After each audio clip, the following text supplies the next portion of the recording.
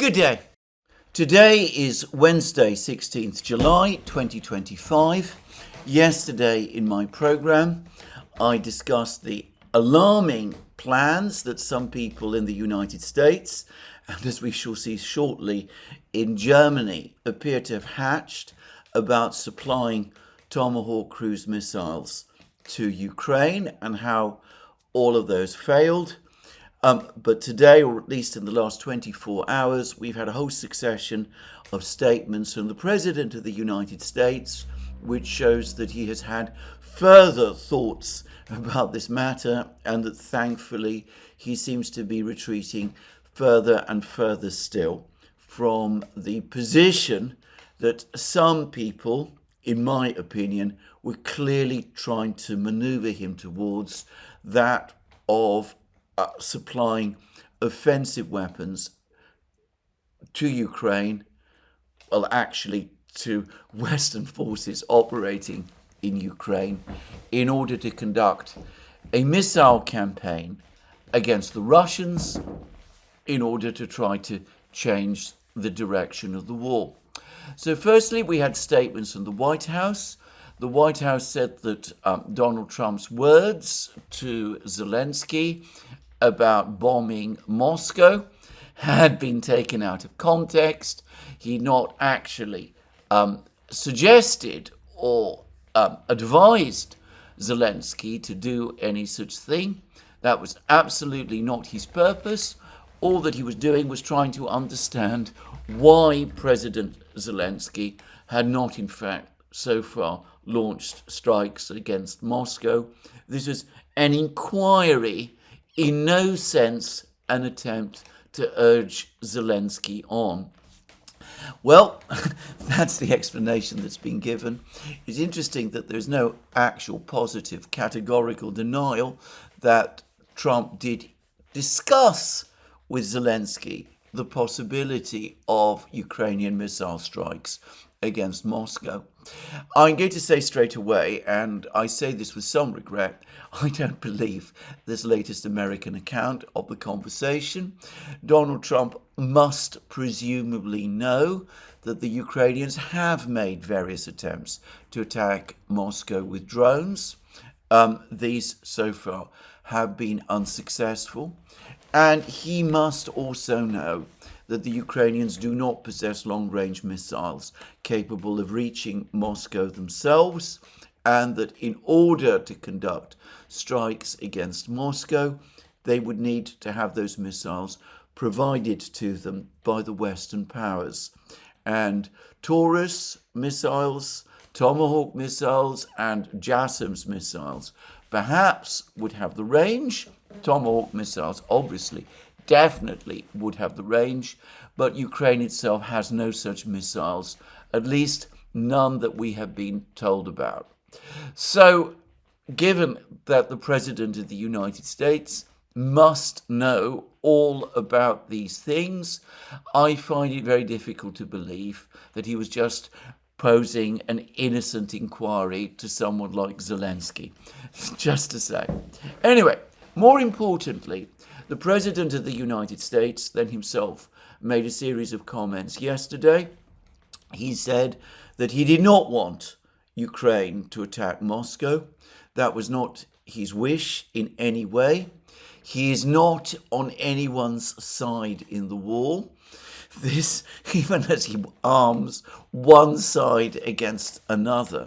I find it extraordinary, by the way, that he should continue to say that, but anyway, that he's not on anybody's side in the war. All that he's trying to do is to bring the war to a stop, that the war is entirely Joe Biden's fault, it's not his war.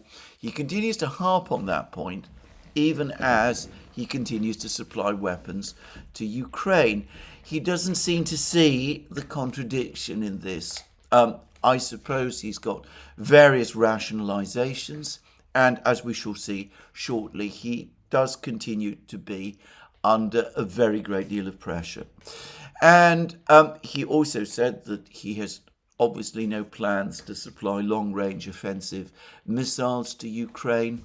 And though I don't believe he mentioned the Tomahawk missiles, I understand that he did mention the JASSMs and that he ruled out the idea that those missiles would in fact be supplied to Ukraine, or that he had any plan to do so, at least for the moment. So that's what the President of the United States said.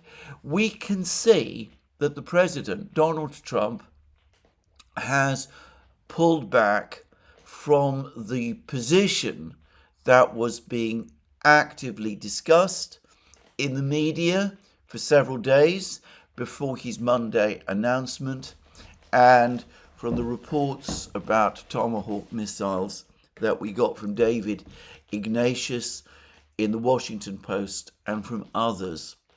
Now, on the topic of Tomahawk missiles, we've now had the first official confirmation of a plan to supply Tomahawk missiles to Ukraine, and this has come from Germany. As I understand it, the German Defense Minister Boris Pistorius has been saying that there was discussions between Germany and Ukraine about Germany funding the purchase by Ukraine of a Typhon launch system.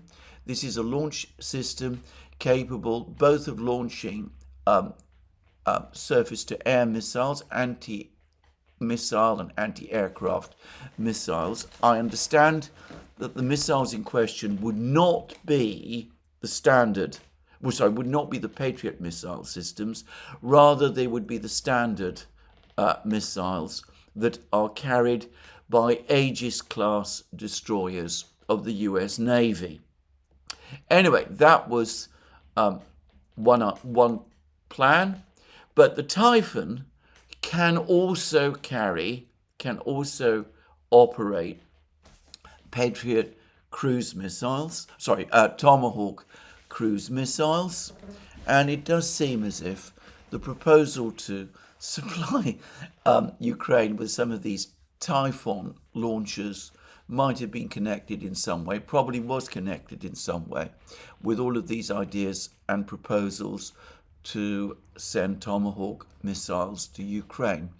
There are also reports circulating that it was the Ukrainians who actually first proposed that Tomahawk cruise missiles be supplied to Ukraine. That I can very well believe. The Ukrainians repeatedly seek supply of all kinds of very sophisticated weapons from the US arsenals. I have no doubt that when they come up with these proposals, they coordinate them with their friends in Washington. And anyway, put that aside, I've no doubt at all that this was one of the reasons that the Ukrainians did ask for Tomahawk missiles, and some people in the United States clearly were keen that they be provided with them. The President of the United States has, however, now rejected that idea. Now, I am not an expert in military technologies, but I've been reading a bit about the Typhon system. It is huge. It is a vast canister on wheels, pulled by a truck, a presumably very, very powerful truck. I can't imagine that it operates at any very high speed, and from the look of it, I would guess that this particular structure is road-bound. I doubt that it can move cross-country. Of course, I might be wrong about that. And I'm also going to guess that it operates together with all kinds of associated vehicles. It is a very big lumbering system. It is not comparable, for example, to the HIMARS, which the launcher of which is a light truck that can move rapidly and can launch missiles and then move rapidly from the launch point and conceal itself in forests or under trees or in undergrowth, making it difficult to keep track of and to destroy. In addition, the Typhon system is apparently very recent. It only entered service with the US military last year. There's only around 4 of these launchers in existence at the present time, though no doubt more of them are going to be built. It looks to me, to be frank, as if it's intended to supplement, it was the original plan for it would have been to supplement the Aegis onshore system, which the United States has been establishing in Romania and Poland. These are fixed launch sites for standard anti-missile missiles to be located in Romania and Poland, intended to shoot down ballistic missiles. For over a decade, the United States pretended that the missiles in question would be Iranian, but of course they were always intended to be Russian, as the Russians repeatedly pointed out, and I don't think anybody any longer has any illusions about that. The Russians have always objected that the Aegis onshore facilities are also capable of launching Tomahawk cruise missiles, and I'm going to make a guess that the United States, which has probably become increasingly concerned about the potential vulnerability of these Aegis onshore fixed systems, has now been seeking to supplement them by producing the Typhon system, which it intends to deploy in Europe to supplement the Aegis onshore system. So this is a strategic system, and one which, frankly, looks incredibly unsuitable to supply to Ukraine. If it ever were supplied to Ukraine, even assuming that only standard anti-missile missiles were based in it, and I would stress that those two are apparently in relatively short supply, well, it would become an obvious and immediate target for the Russians. It's the kind of system which would be very difficult indeed, I would have thought, to conceal. The Russians now have drones operating continuously over Ukrainian airspace. Their satellite observation of Ukraine has apparently expanded massively since the start of the special military operation. This is not a nimble system that can be easily concealed, and as I said, I would have thought it would be extremely vulnerable. But besides that, I can't imagine that a system of this kind is very flexible, that it would be able to launch large numbers of standard missiles, which, to repeat again, are in short supply. And I would have thought that the Russians would be able to absorb any Tomahawk missiles that it could launch, because again, I doubt that a system of this kind could launch large numbers of Tomahawk systems against Russia, if that was the plan.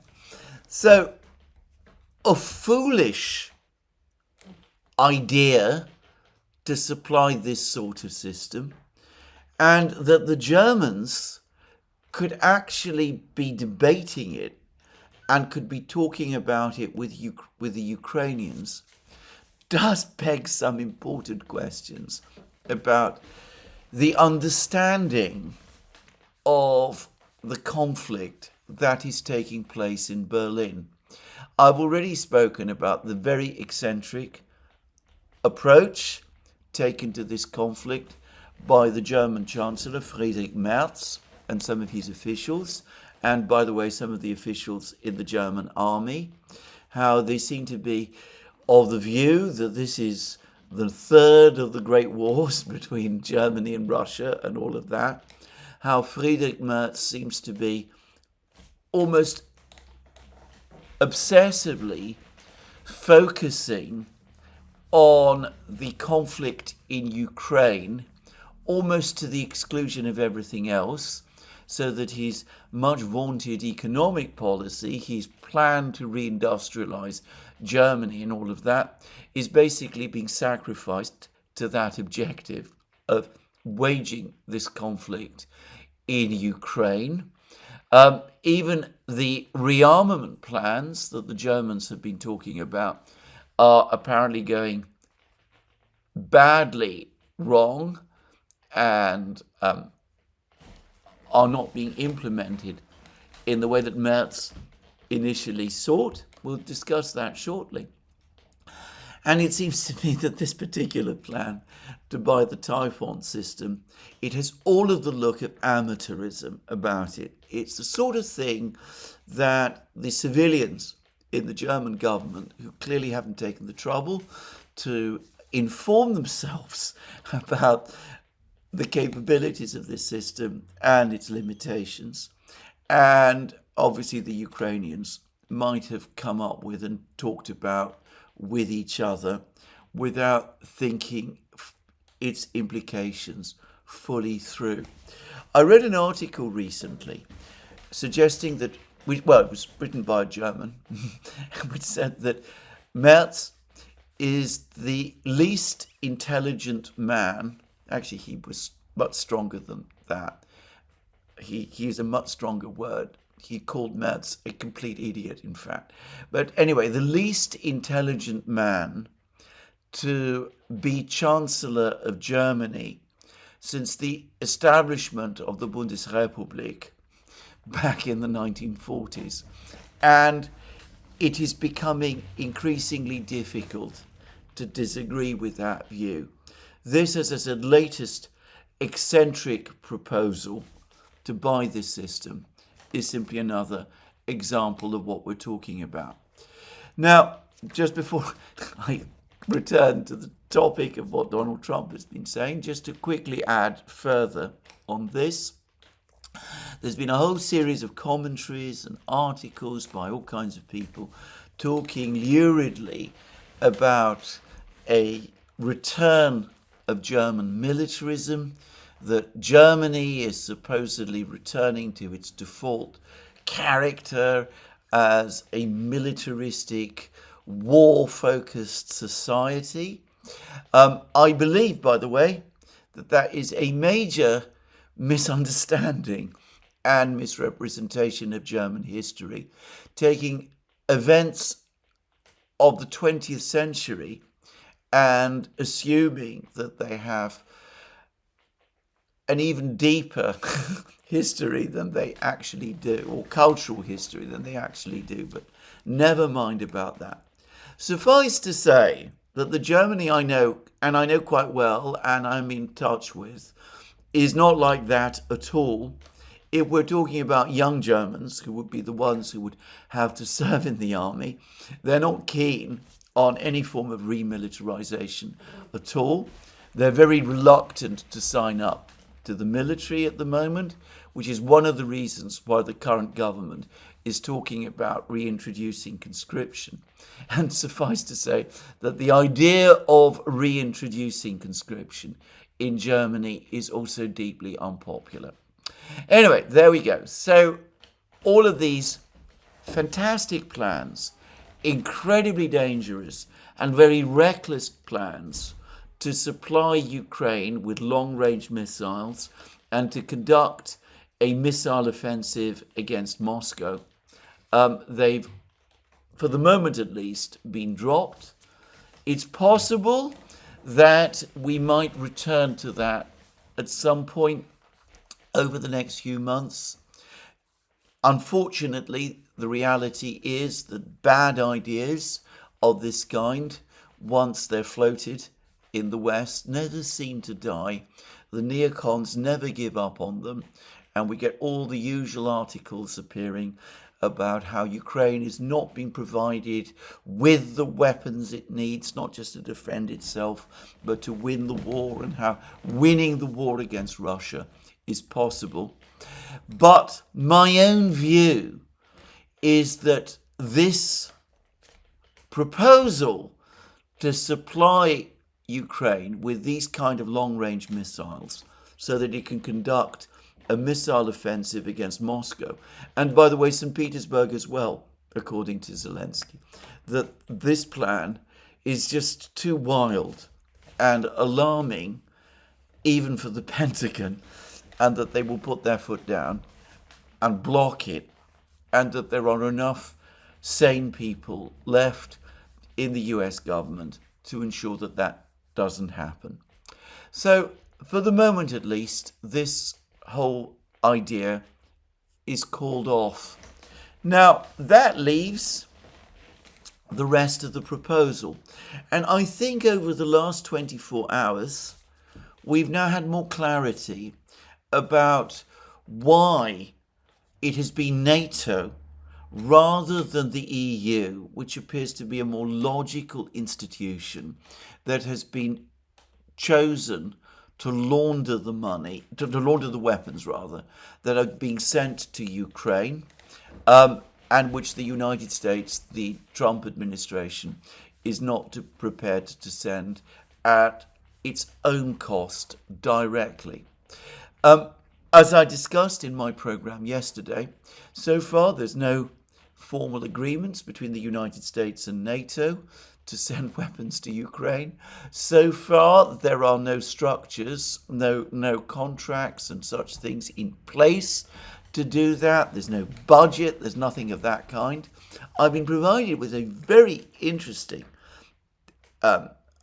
email by someone who has a background in the US military and who's provided me with a very detailed explanation of the way in which NATO manages and handles logistics.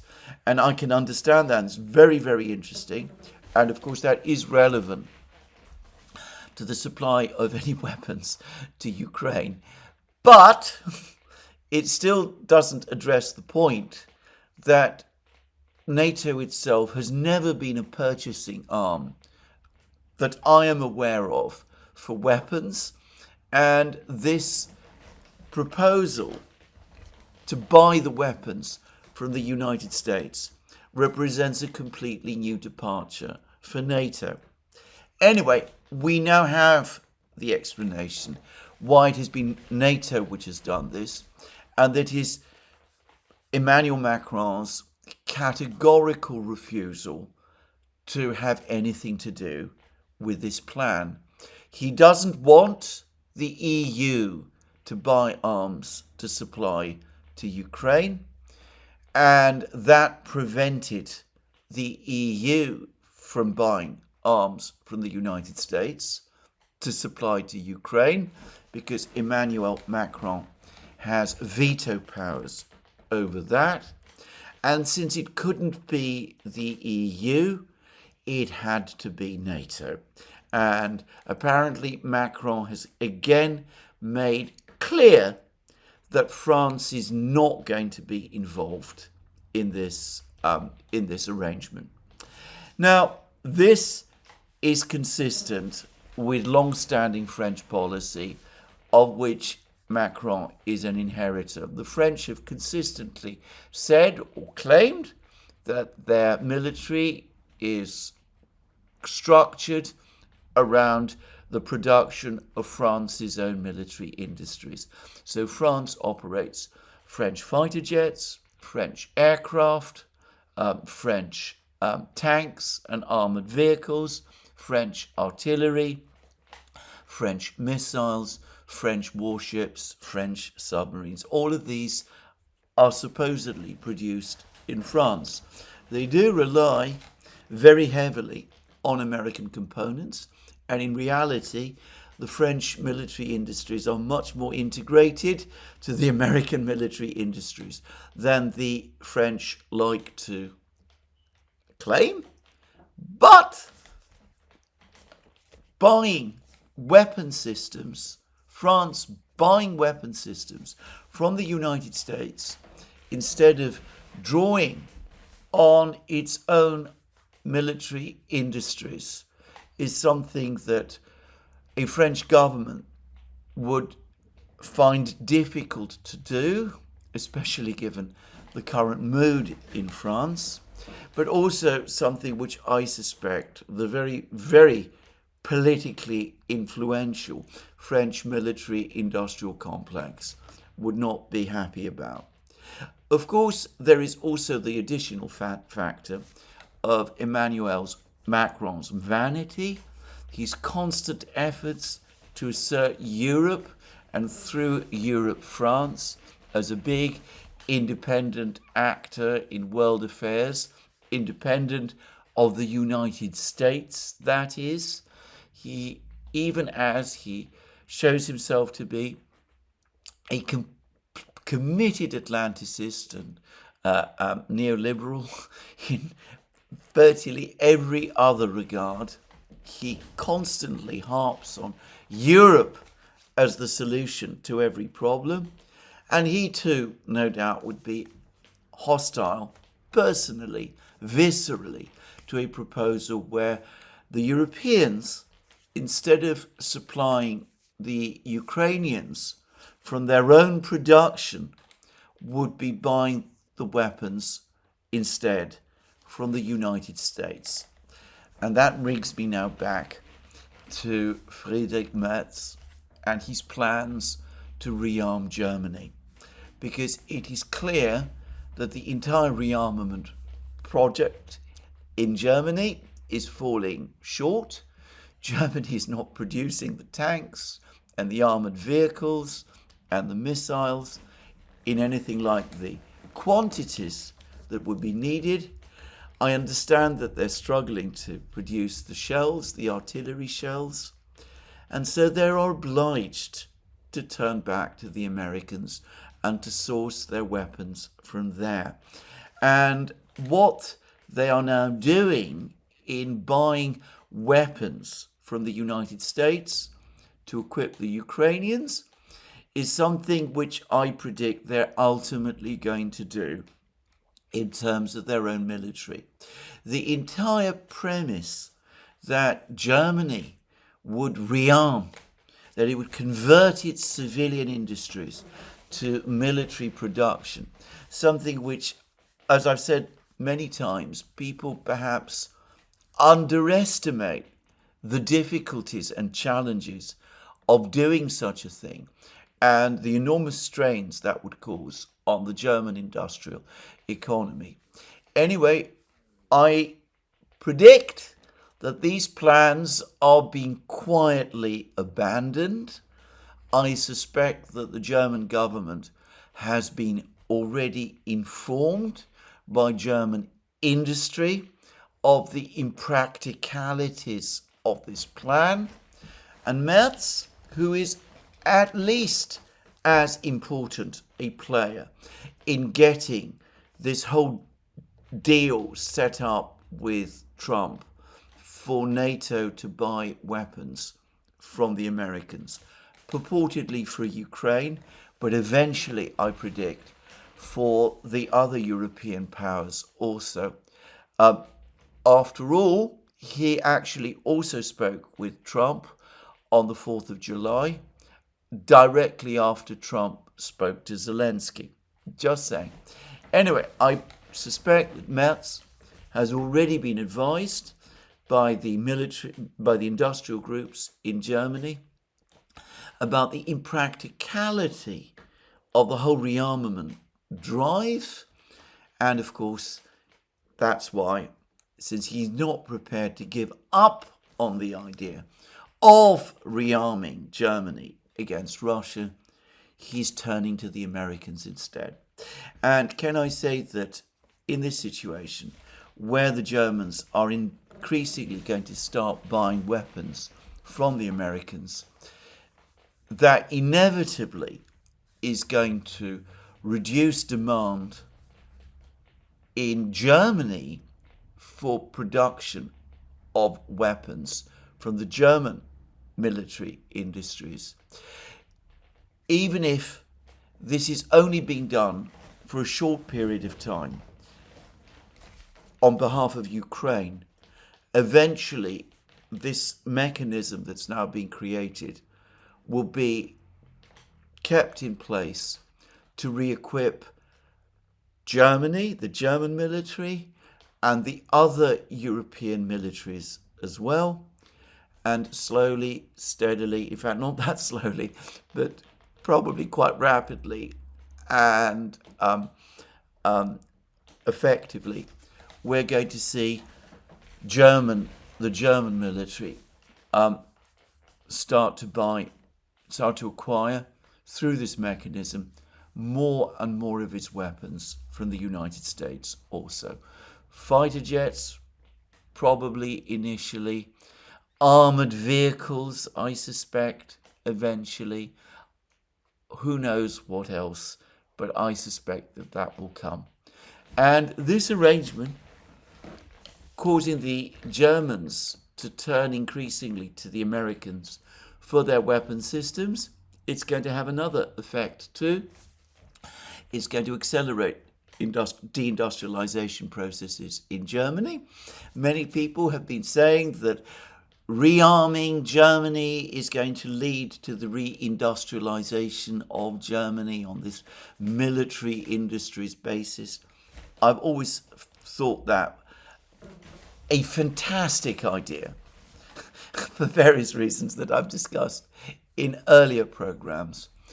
On the contrary, rearming Germany is going to mean buying weapons from the United States, reducing within Germany demand for German weapons, and that is probably going to lead to further deindustrialization within Germany as well.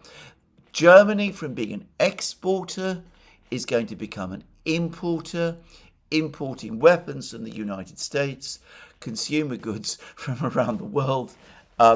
Its mighty car industry is going to slowly contract, probably before long, rapidly contract. We're already seeing the chemical industry in crisis, the steel industry in crisis. Eventually, it's going to expand to heavy engineering. Probably we will still see some niche producers in the high-level consumer goods industries. They will probably manage to battle on and survive. But Germany, as the industrial colossus we have all known, has taken another step away from that through these decisions that have been outlined over the last couple of days and which were agreed by Friedrich Merz, Germany's most disastrous chancellor, more disastrous even than Olaf Scholz over the last couple of days. And of course, what this is also going to do is it's long-term going to tighten further the connection between Germany and the United States. It's going to make Germany dependent, not just for the United States in terms of overall protection from the American military, but it's also going to make Germany dependent on the United States for its weapons also.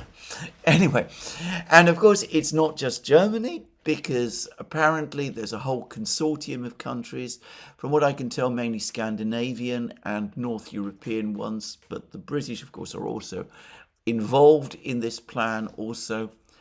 They may not realize it, they may not understand it, but what embarking on this project long term inevitably is going to mean is that they're going to be buying their weapons through NATO, ultimately and increasingly from the United States, and this will continue regardless of what happens in Ukraine. So that, I think, is where this is heading. I doubt, by the way, that any of the people who have made this decision understand fully its long-term implications. There's inevitably going to be some people who, after hearing what I've just said, are going to say that this was the American plan all along and that Donald Trump has laid this careful and cunning plan, that he sprung this plan on the Germans. I doubt this, actually. I doubt that Donald Trump has thought it through. I certainly am sure that Friedrich Merz has not thought it through either, or Boris Pistorius, or the Mark Rutte, or the leaders of Britain, Denmark, Finland, Sweden, all of these countries that are going to be part of this whole consortium, if you like, Italy, Spain, all of the others. But this is unquestionably and undoubtedly where we are going. The big beneficiaries from this operation, not just today or tomorrow or in a year's time or in 5 years' time, the big beneficiaries indefinitely are going to be the big American military industrial companies. They have now bought themselves a captive market, the extent to which the Europeans constantly increase their dependence on the Americans as a result of this crisis astonishes me, but there it is. Anyway, that's what I make of this particular proposal. It is not going to change the situation in Ukraine. The Ukrainians themselves are saying that they're completely baffled by what Donald Trump is talking about when he spoke about 17 Patriot systems being delivered to Ukraine. They're as mystified by that as I am, because there are not 17 complete Patriot systems in existence in Europe to send to Ukraine. There are in the United States, but as I've said already, I can't imagine that the Americans are going to transfer them. A Ukrainian military official has speculated that Trump might have meant Patriot missile batteries, and he suggested that perhaps 4 systems might be sent to Ukraine, which would amount to about 17 or 18 batteries. But I don't think it's going to be anything like that either. I think, as he often does, Donald Trump plucked this figure off the top of his head, and I don't think anybody should pay much attention. In fact, and in reality, given the shortage of Patriot missiles that exists, and given the wild improbability that the Typhon system with its standard missiles is going to be supplied to Ukraine either, I suspect that Ukraine is only going to get a few dribbles of Patriot missiles at sporadic moments over the next few months. Maybe in a year's time, if there's still a Ukraine left, a Patriot missile battery might be cobbled together and transferred to Ukraine. But that is a long way off, and I doubt that the Ukrainians are going to get many more Patriot missile interceptors over the next few weeks and months, because, as I have said in several programs now, there just aren't enough of these around. Now, that then brings us to the rest of the arms package, because though this deal that has now been done between Mark Rutte and Trump, which I'm confident, by the way, will get some kind of documentary and contractual reality at some point over the next few weeks and months, I've no doubt about this. This deal, what is it actually going to provide to Ukraine? The United States has very few Patriot missile interceptors, very few that it can spare. It will send a few dribbles of them from time to time, but I can't imagine it will send many. The Europeans are, if possible, in an even worse situation.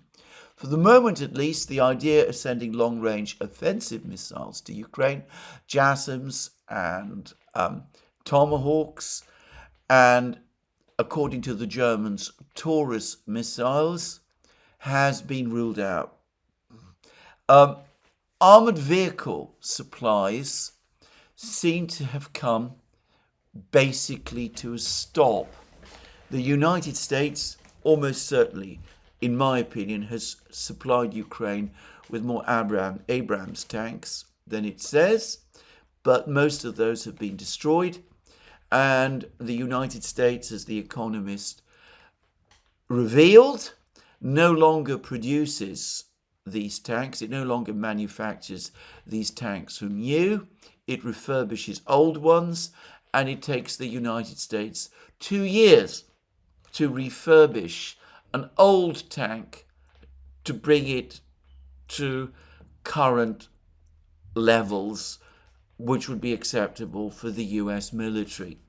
And that doesn't seem likely to change.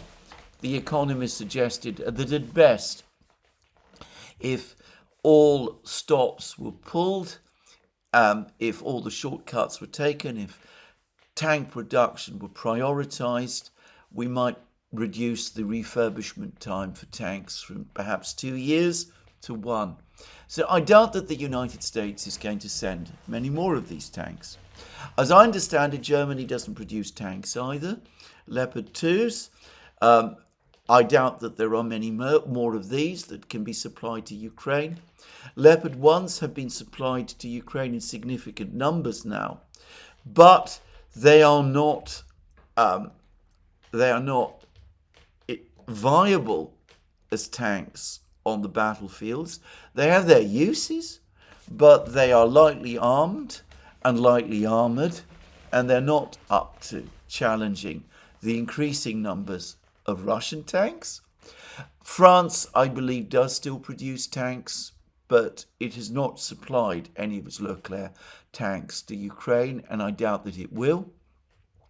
The United States is not going to apparently provide any more Bradleys, because Bradleys are also heavily needed by the United States military itself. The United States is unlikely to supply any more Bradleys because Bradleys are in short supply.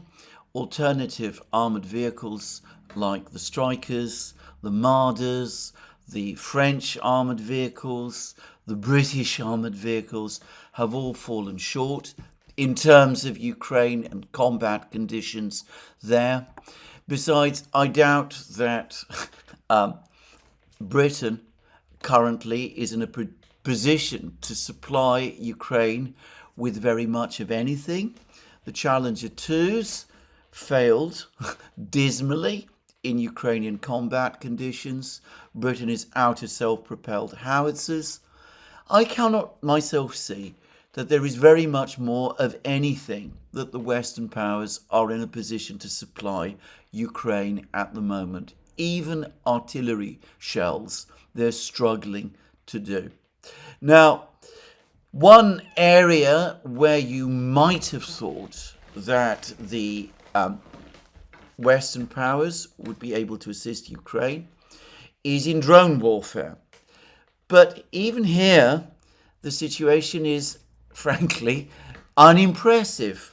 No Western powers, no Western military powers, none of them has so far really embarked on a proper program to build large numbers of drones or to establish the kind of drone capabilities that the Russians and indeed the Ukrainians currently have.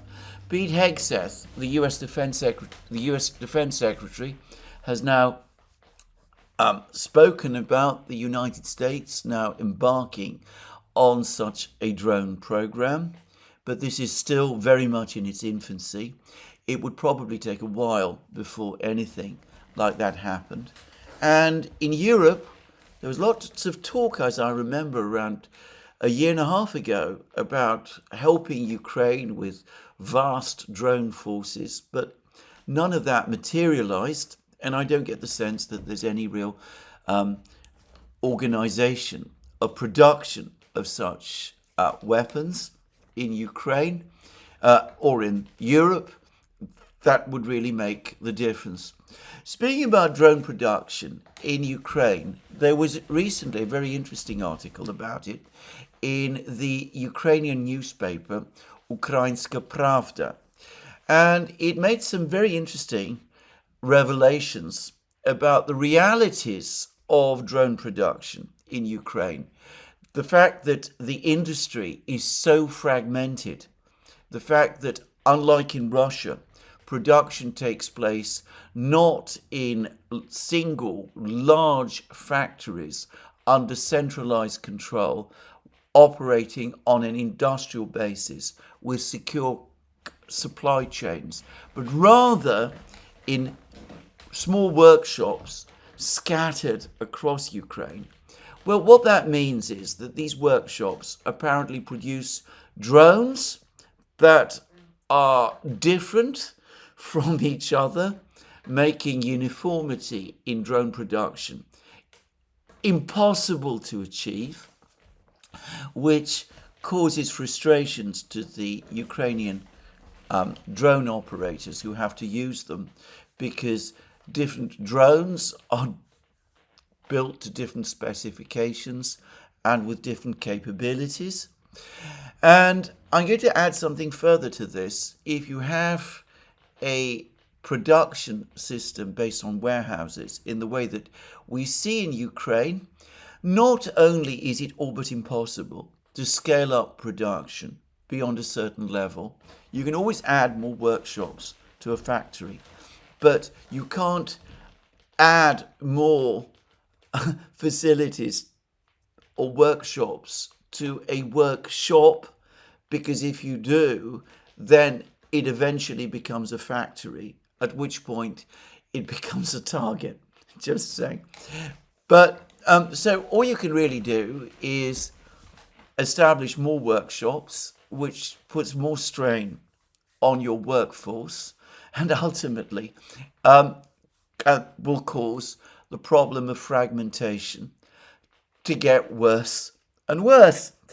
And the other thing that this kind of fragmentation inevitably leads to is that it's going to make it more difficult for the Ukrainians to update their drones, to arrange for new technical solutions to be incorporated in their existing drones than it is for the Russians. Again, one needs to know something about industry and how it works, but suffice to say that if the Russians develop a new capability or a new system for a drone, then it is relatively easy to incorporate it in their drone forces, because a factory can disperse and introduce this new capability into the drones that it is producing relatively quickly, and this can be done through central direction, through the management systems, assuming that those are working efficiently, which one gets the sense that in Russia they are. Whereas with a fragmented drone production industry, such as the one that one has in Ukraine, it's going to be very, very difficult to ensure that every single workshop incorporates the same innovations right across the industry in the kind of way that is possible in Russia. I am going to suggest that it is this which is the reason why Ukraine has been much less successful in producing fiber optic drones than the Russians have been. The Russians not only were able to innovate by developing the concept of fiber optic drones, but they were able to do so on an industrial basis right across the industry, whereas with the fragmented state of Ukrainian industry, that inevitably is going to take time. And over time, the problem is going to compound. Russian drones are going to become more sophisticated than the Ukrainian drones. They're going to be more successful in adapting to AI technologies than the Ukrainian drones. They're going to be more successful in incorporating thermal cameras and all of that kind of thing than the Ukrainian drones, because the industry operates on a large scale. And again, anybody who's familiar with industries and how they work will know this. Anyway, there we are. So that's the reality. I think that this new package that Trump agreed, and which was discussed between himself and Mark Rutte on Monday, not only is it going to lock European industry permanently into dependence on the US, but it is not going to deliver much in the way of new equipment for Ukraine. There are commentaries in Ukraine, in the Ukrainian social media and Telegram channels, that are now starting to acknowledge this. So, what about the other limb of what Trump announced on Monday? The 100% tariffs on Russia and the 100% tariffs in 50 days on countries which trade with Russia. Well, China has now spoken out further about this. The Chinese Foreign Ministry has actually made a comment about this. This comes from the Chinese Foreign Ministry spokesman, who was asked about this specific topic. His name is Li Qian, and he was asked whether how China reacted to this threat to impose 100% tariffs upon it. And this is what he said. China's position on the Ukraine crisis is consistent and clear. We always believe that dialogue and negotiation is the only viable way out of the crisis. China firmly opposes any illicit unilateral sanctions and long-arm jurisdiction. Tariff wars have no winners. Coercion and pressure will lead nowhere.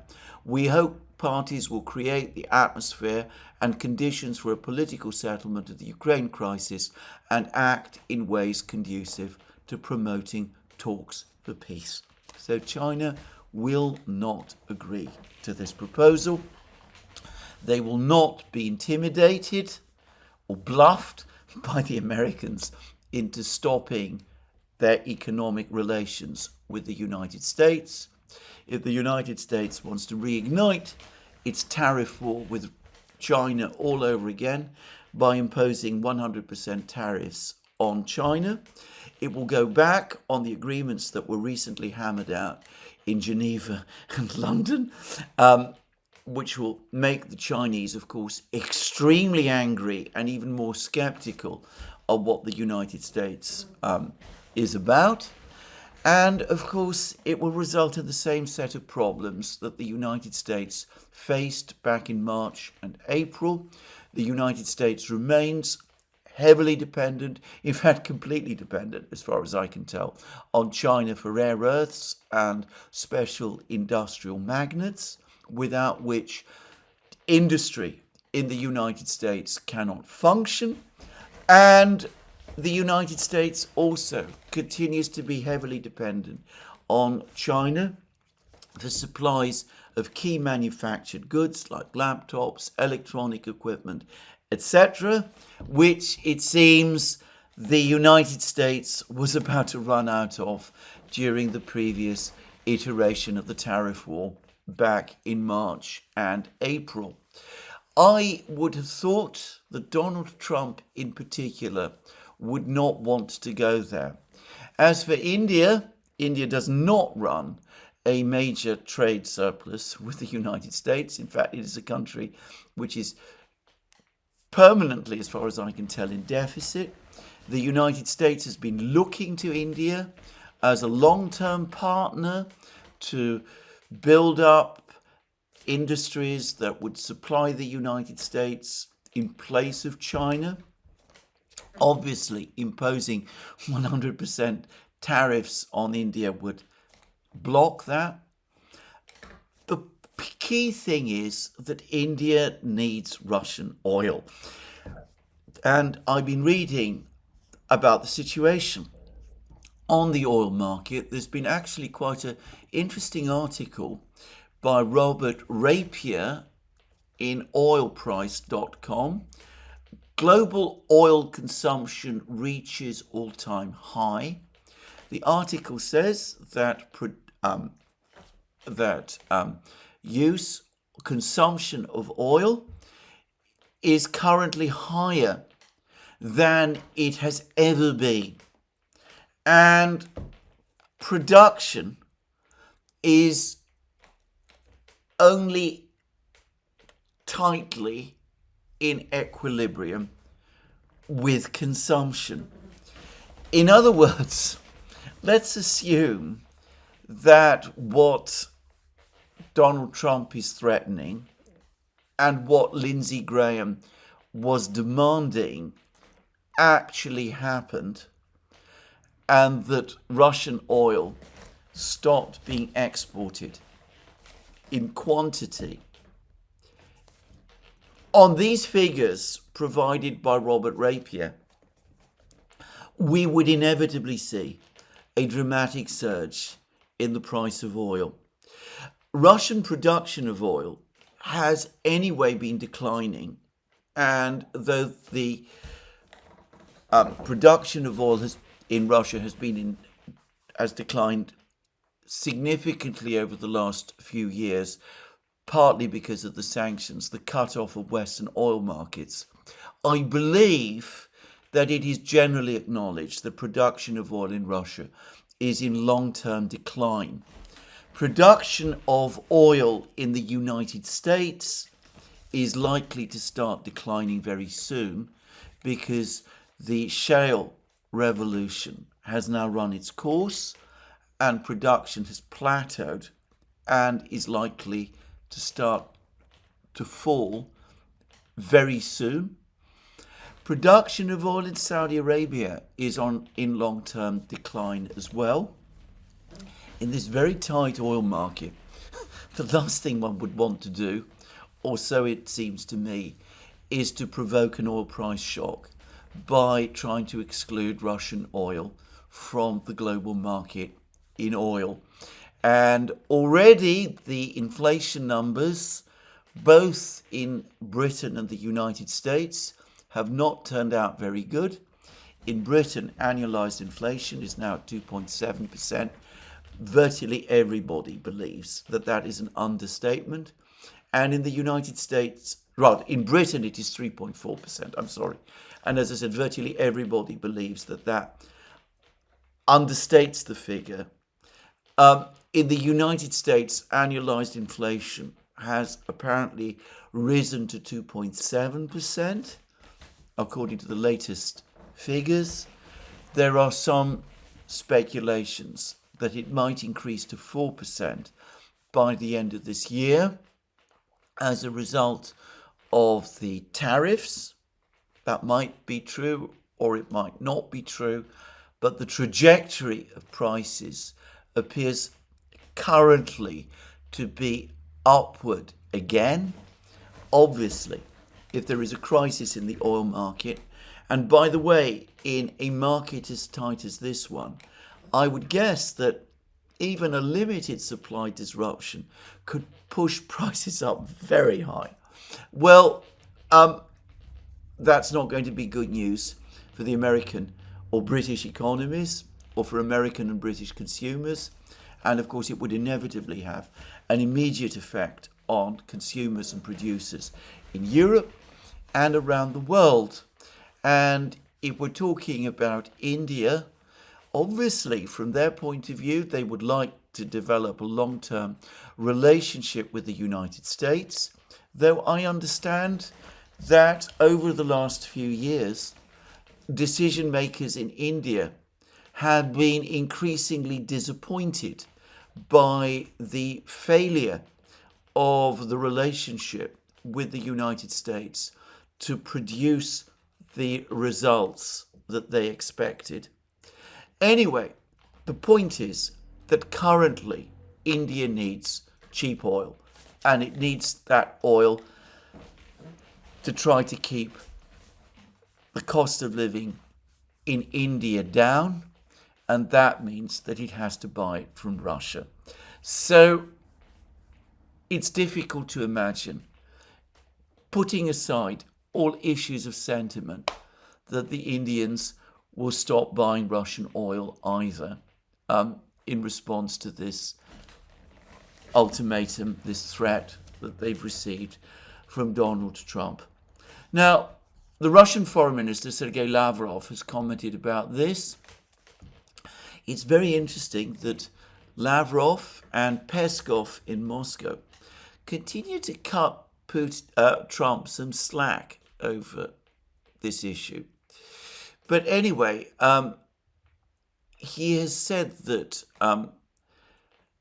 these were Lavrov's words spoken at a press conference in Beijing. Press Secretary Dmitry Peskov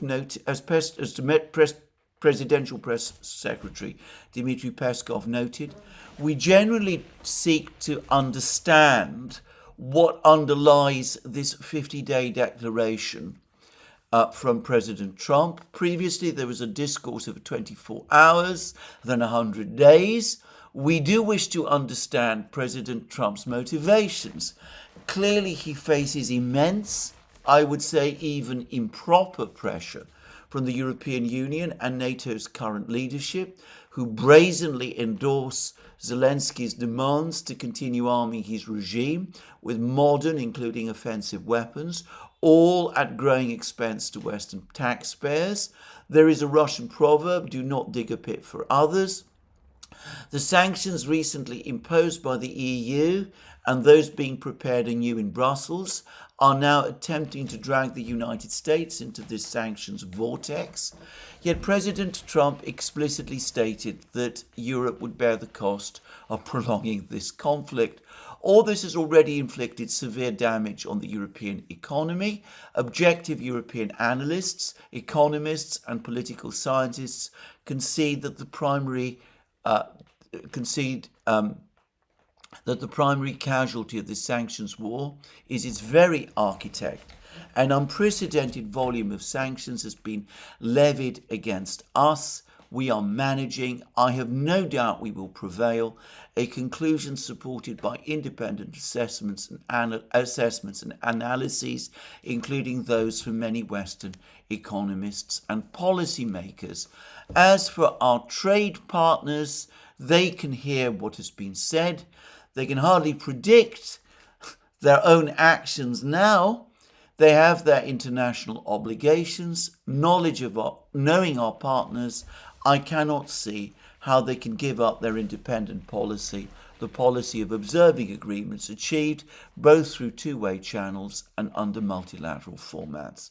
So what Lavrov is saying is, look, we don't really understand what Trump is trying to do here. It doesn't make any kind of sense. He talks about 50 days. Where did he come up with that figure from? Why 50 days? Why not 1 day or 10 more, as he said in the past? It's not going to change our policy. He's been put under enormous pressure to take these steps. We don't believe that this is what he really wants to do. He's been pushed into doing it by the Europeans and by the hardliners in the United States. But at the end of the day, we will continue to do what we consider to be right, and that means continue the war until our demands are met and we can absorb the sanctions shock, and we are confident that our trade partners will stand by us. And an article in Reuters essentially says the same thing, that President Putin is confident that the Russian military are winning the war. He expects victory to be achieved. That Putin is also frustrated because the West has never taken his proposal seriously and has never shown the slightest interest in understanding his terms or Russia's concerns, that for Russia this is an existential question. The Russians will therefore continue to conduct the military operation, and Putin is confident that Russia can withstand the sanctions shock, but for him anyway, achieving victory in the conflict in Ukraine is such an important issue. It is such an existential issue that he's not going to bend simply because he's threatened in the way that the Europeans and the Americans believe through sanctions to change his mind. And I think this is correct. Putin, incidentally, a few days ago gave an interview to his favoured journalist, Pavel Zarubin. There is a video of it. He speaks with great bitterness about the history of Russian-European relations. He says that, like many people, he assumed after the Cold War that with the end of the ideological conflict between the Soviet Union and the West, relations between Russia and the West would become normal and friendly.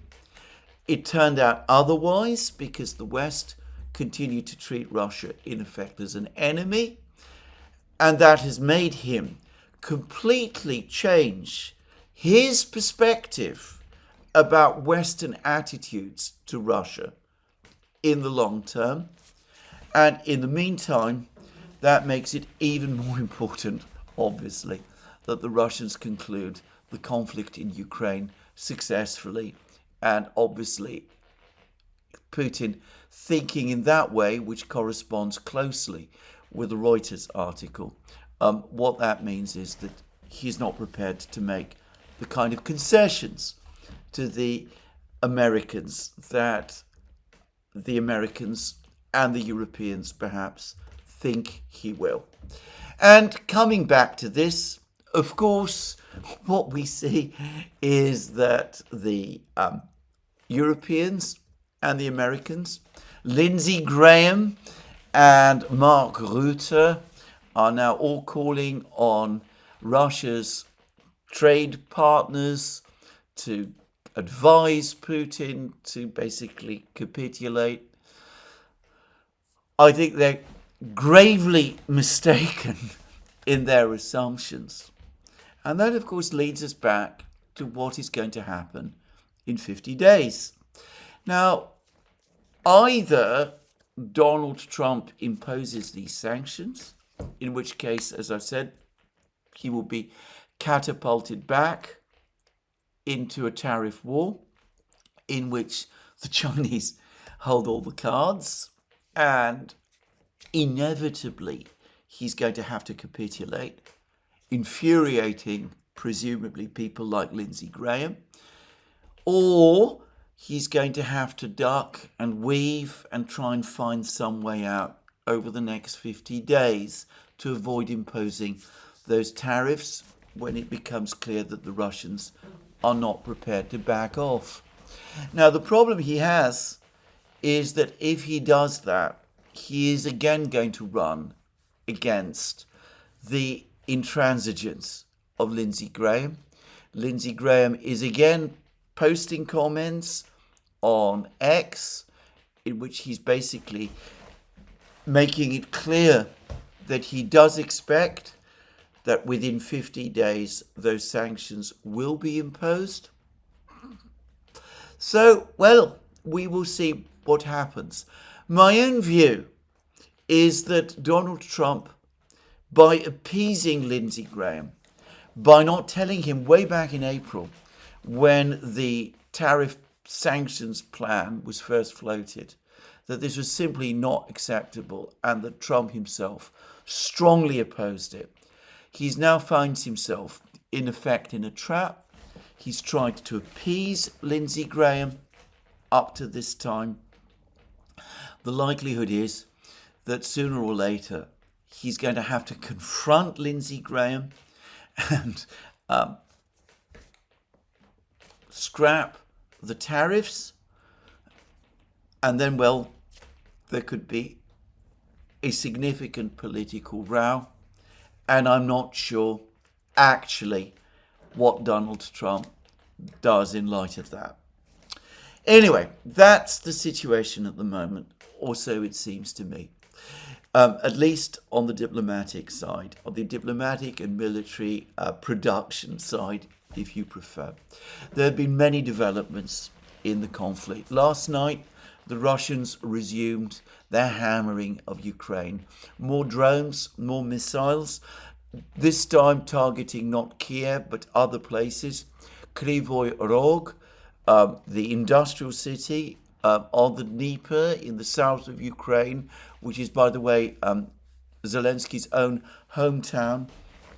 It was particularly battered last night.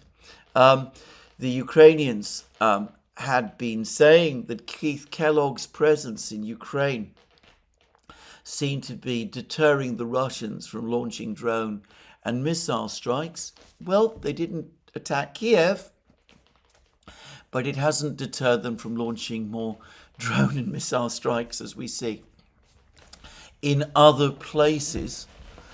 But perhaps even more dramatic has been the information from the battlefronts.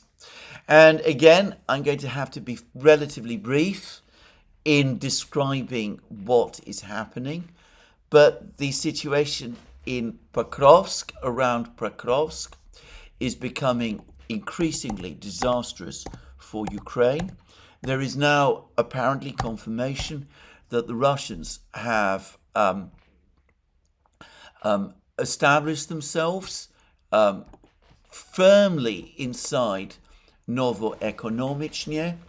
The claims that they captured the village of Nikolaevka, south of Pokrovsk, south of Nikonovitchke, is true. This appears to be a village virtually contiguous with Novoekonomichny itself. But anyway, it does look as if this particular village of Nikolaevka is now firmly under Russian control. Southern Novoekonomichny is under Russian control as well. The Russians have broken into northern Novoekonomichny also. There is now film apparently confirming the presence of the Russians there.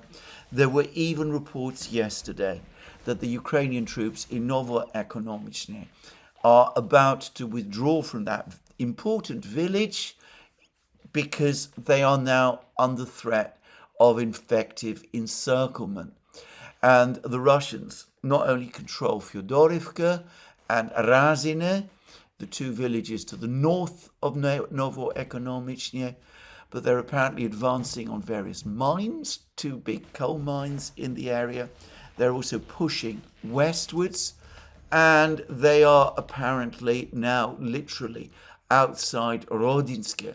The pace of the Russian advance in this area is very rapid. And of course, if there's a Russian assault on Rodinsk, and if Rodinsk is captured, then we're looking at a major operational crisis with the main supply line into Pokrovsk effectively cut. Now, there's also reports today that the Ukrainian forces who remain in the village of Udachny to the southwest of Pokrovsk. By the way, and just to say, about 2 weeks ago, there were reports which I mentioned on this channel that the Russians had captured Udachny. It's now clear that wasn't the case. The Ukrainians maintained a presence in Udachny. But anyway, it now seems that the Russians have captured positions in the western part of Udachny, attacking Udachny from the south. Even as they advance, they continue to hold positions in eastern Udachny, and there are reports that the Russians are now looking to advance further northwards, and that Udachny itself might be encircled. And there is talk that the Ukrainians may have to withdraw from Udachny as well. Now, If that happens, the Russians will control the roads and railways to the south, southwest, east, and north of Pokrovsk. There will be one road left, the E50, which goes ultimately, I believe, to the city of Pavlograd and then onto Dnipro. But the Russians will be very close to this road, and there will be an open road to them to advance towards this road. It's likely this road will be cut off as well. They could advance towards it from the north, and they could advance towards it from the southwest of Pokrovsk too. I've spoken in the past about an encirclement of Pokrovsk. We are, it seems to me, now almost there. So, a major operational crisis. I am going to guess that the Ukrainian command is going to have to make a very difficult decision. Do they launch counterattacks in this area to prevent this encirclement, losing more troops and more men, and redeploying forces from other places, leading to a potential collapse in other places? Do they do what they logically ought to do, which is withdraw their men from Pokrovsk before they're trapped? Or do they tell their men to stay in Pokrovsk and hold out for as long as possible, leading to another collapse in Pokrovsk like the ones in Bakhmut, Avdiivka, Lysychansk, Ugledar, Korakhovo, with the men, the garrison, fleeing through the fields, hunted by the Russians with their drones and their reconnaissance groups and all of that. The battle for Pokrovsk is now well underway. It is becoming very intense, and I predict that it will probably not last that long. There are also reports of further Russian advances to the west, towards the Dnieper, south of Pokrovsk, and of another operational crisis for the Ukrainians in Konstantinovka. As we see, despite Trump's ultimatum, there is no sign of any abatement in the Russian offensive. On the contrary, its momentum is increasing, and we are still only in the early part of the summer campaign season. We still have August and September and most of October to go. Now, there is a certain view that what Trump is messaging to Putin is hurry up and win your war over the next 50 days. I don't think Trump had any such plan or idea. I think he's taken this figure of 50 days, again, off the top of his head. Probably he's hoping to use that time to try to negotiate some kind of deal with Lindsey Graham to water down Lindsey Graham's sanctions bill. Just saying. I don't believe that Trump is sending any signals like that to Putin. I don't think Putin is paying any attention to any such signals if they are being sent. I believe that this is a complex war. I don't believe it can be ended in 50 days, but we are getting closer to that point when the breakdown takes place, and it could come when Pokrovsk falls. Anyway, this is where I finish today's program. Be more from me soon. Let me remind you again, you can find all our programs on our various platforms, Locals, Rumble and X. You can support our work via Patreon and Subscribestar and by going to our shop. Remember, you can get items delivered to you for free anywhere in the world now. And last but not least, if you've liked this video, please remember to tick the like button and to check your subscription to this channel. That's me for today. More from me soon. Have a very good day.